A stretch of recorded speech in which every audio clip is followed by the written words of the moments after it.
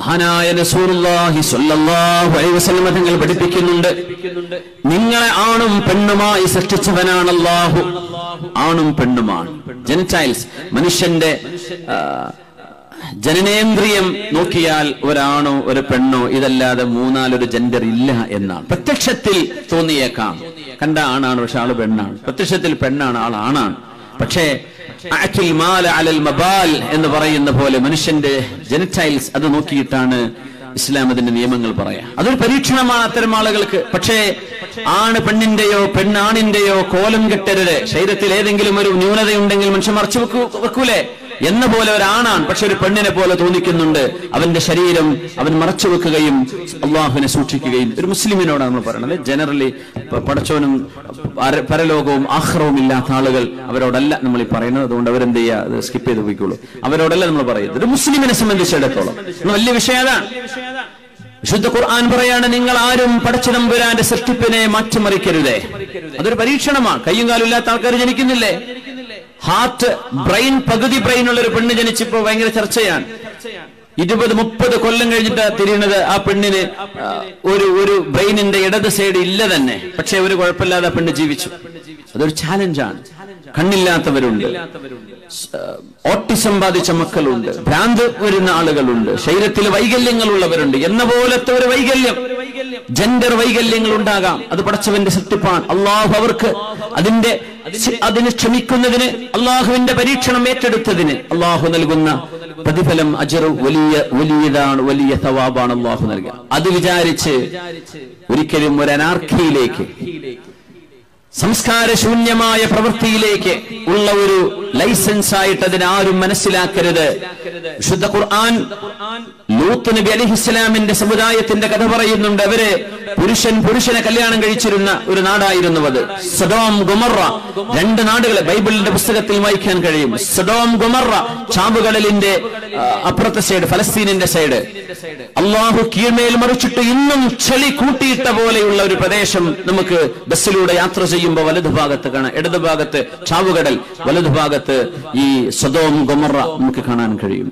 എന്താ അവിടുത്തെ വിഷയം? അവര് പറഞ്ഞു, ഞങ്ങൾ ആണും കല്യാണം കഴിച്ചാൽ മതി. ലൂത്ത് നബി അലൈഹിസ്സലാം പറഞ്ഞു, നിങ്ങൾ ലോകത്താരും ചെയ്യാത്തതാണല്ലോ ഇത്. സദൂം എന്ന് പറയുന്ന നാടാണ് സൊഡോം.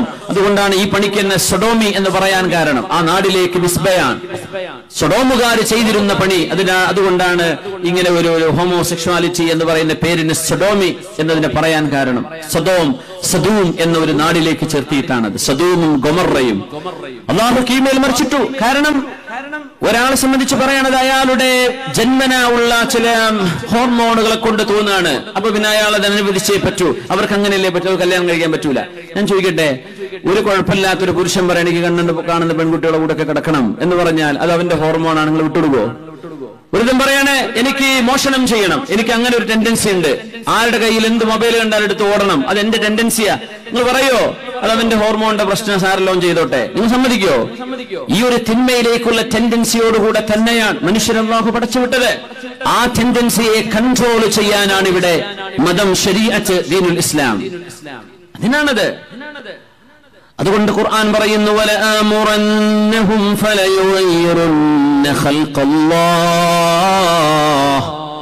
വമൻ യത്തഖിദി ശൈത്വാന വലിയ്യൻ മിൻ ദൂനില്ലാഹ് ഫഖദ് ഖസിറ ഖുസ്റാനൻ മുബീനാ.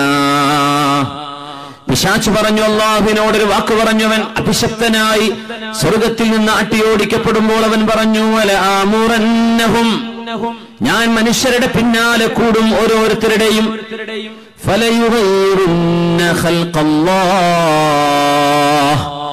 അനാവശ്യമായി അവർ അള്ളാഹുവിന്റെ സൃഷ്ടിപ്പിനെ അവർ മാറ്റിമറിക്കും. അവർ പ്ലാസ്റ്റിക് സർജറി ചെയ്യും, ആണ് പെണ്ണാവാൻ, പെണ്ണ് ആണാവാൻ. എന്നിട്ട് അവർക്ക് തന്നെ ഡിപ്രഷൻ വരും. ഞാനിപ്പോ ആണുമല്ല പെണ്ണുമല്ല, മുമ്പത്തെ ഫ്രണ്ട്സും ഇല്ല, പുതിയ ഫ്രണ്ട്സും ഇല്ല, ഞാൻ എന്ത് പറ്റി?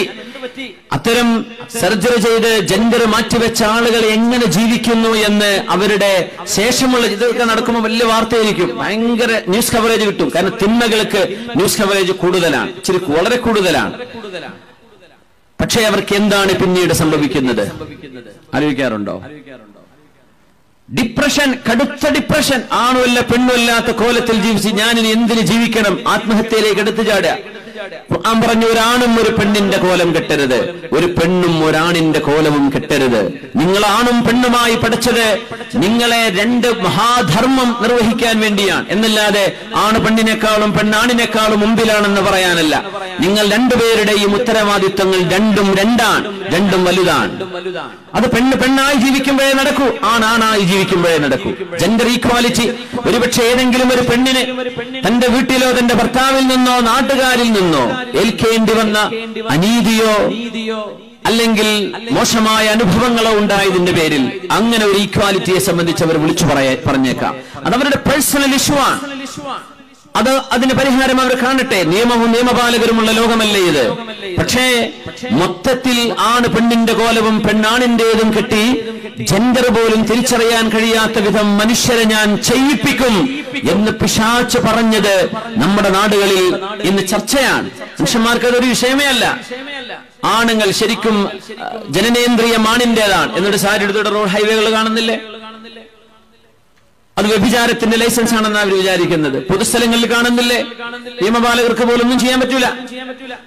പക്ഷേ മുസ്ലിമീങ്ങളെ സംബന്ധിച്ചിടത്തോളം നമുക്കൊരു ജീവിതത്തിന്റെ ഒരു ബൈലോ അള്ളാഹു നൽകിയിട്ടുണ്ട്. അതൊരു പരീക്ഷണമാണ്. അവരതിൽ ക്ഷമിച്ചേ പറ്റൂ. അതിനാവശ്യമായ രീതിയിൽ അവർക്ക് ജീവിത പങ്കാളിയെ പറ്റുമെങ്കിൽ അവർ കണ്ടെത്തണം. സാധിച്ചില്ല എന്ന് വിചാരിക്കാം.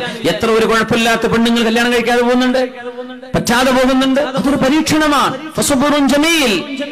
ഇത്രയേ ശറഅ അതിനെ സംബന്ധിച്ച് പറയൂ. ഒരാണിന്റെ നിയമം എന്താണോ അതായിരിക്കും അതിൽ ജനനേന്ദ്രിയം ആണാണെങ്കിൽ, പെണ്ണിന്റെ നിയമം എന്താണോ അതായിരിക്കും ജനനേന്ദ്രിയം അനുസരിച്ചാണ് നിയമങ്ങൾ എന്നാണ് ശറഇന്റെ ഫിഖ്ഹിന്റെ ഒരു കാഴ്ചപ്പാട്. ഞാനതുമായി ദീർഘമായി പറയില്ല. പക്ഷേ പലപ്പോഴെങ്കിലും നമ്മുടെ സോഷ്യൽ മീഡിയയിലൊക്കെ ഇതൊക്കെ ഒരു വലിയ സംഭവമാക്കി കൊണ്ടുവന്ന് തിന്മകൾക്ക് കുടപിടിക്കാൻ ചില ആളുകൾ വരുമ്പോഴേ പറയാൻ തോന്നുകയാണ്. കാരണം ഇതൊരിക്കലും ഹോർമോണിന്റെ പ്രവർത്തനം ഇങ്ങനെ ആയതിന്റെ പേരിൽ അവരെങ്ങനെ ചെയ്യട്ടെ എന്ന് പറയാൻ ഒരു മുസ്ലിമിന് പറ്റില്ല. അല്ലാത്തവർ എന്ത് ചെയ്താലും ഞാൻ അവരെ പറ്റിയല്ല പറയുന്നത്.